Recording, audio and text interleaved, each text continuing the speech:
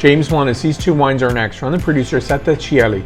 Now, one is called Indaco, and the other is called Scipio, 2017 vintages, Toscana IGT wine. Stay tuned, I'll give you my thoughts, perspectives, and point score on these wines.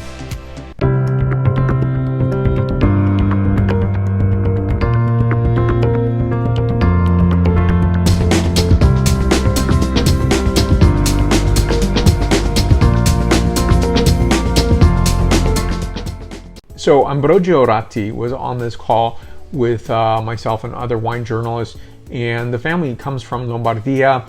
They were involved in the silk trade.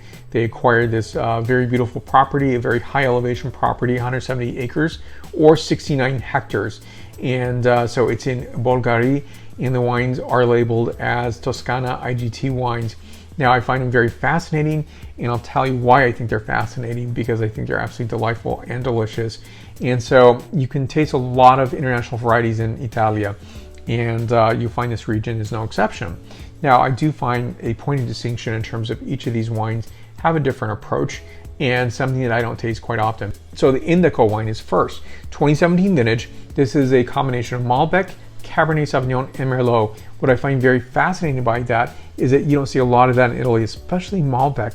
In fact, I believe this is the first Malbec I've ever tasted from Italy, and that's not something you see very often. I've looked at other, my database to see where the Malbec is, and I don't know of any other Malbec actually in Italy. I do know of a lot of other international varieties, say in Sicilia, and you're going to find international varieties in, say, the Friuli. So you're going to find a lot of that, but not Malbec. So Malbec is something that Ambrogio talked about. His mother really enjoyed the variety. She thought it'd be a nice addition to being produced, but I think the vision has always been as a blender.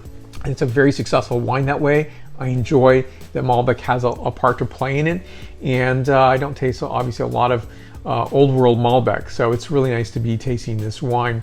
Now, this is a higher elevation site, of course, 1,300 feet above sea level, which is about 400 meters above sea level. They're about this, obviously the same for both of these wines. Are estate produced. So Indaco, as well as Scipio, have the same fermentation of stainless steel tanks, controlled temperatures, indigenous yeast, 100% malolactic fermentation. So I'll talk first about Indaco. Now, this wine is a lovely presentation of rich red and black fruit notes, as well as standard hardwoods, fresh violets, and spices. Next is the palate characterization. And one thing I didn't do, what I like to do, is show you the label up close. Here's a back label, 14.5% ABV. And you'll find these wines in the United States. So you're gonna find these in the mid-50s to $70. And again, the United States has a great variation.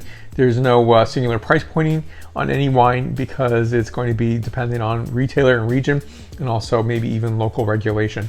I think this is a really superb wine. I'm not tasting individually, the wine in terms of this being that Malbec identified wine, nor do I expect to. I don't know the breakdown. Maybe it's a third, maybe it's 40%, maybe it's 20%. But I think that's the beauty of this wine. I would imagine that every single year is slightly different than the previous vintage, and therefore it's going to influence in terms of the input of the varieties itself. So the palate is exquisite: black cherry notes, pepper, fennel, simmering spices, and dried red rose petals. This wine is 94 points out of 100 points. And next is the Scipio wine. Now pour the Scipio wine, and this is 100% Cabernet Franc, which I very much enjoy.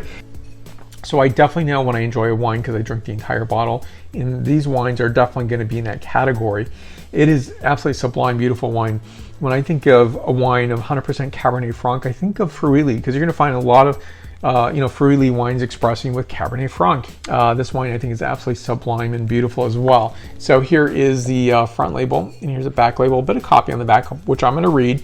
15% ABV. So everything's done by hand. Of course, on the back is what it's saying here, as well as it's aged for 20 months in French oak barrels, then 20 months in bottle before release. And the bottle number is 7170 out of 7,309.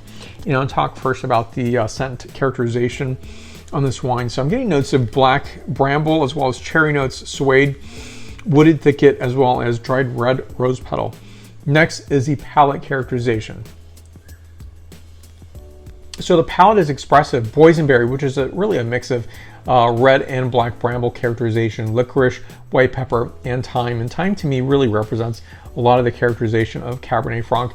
94 points out of 100 points. I'll put more information on the producer down below. Have you enjoyed wines from Toscana IGT? If you haven't, put this on your taste list for 2022. It's a really delightful, beautiful wine.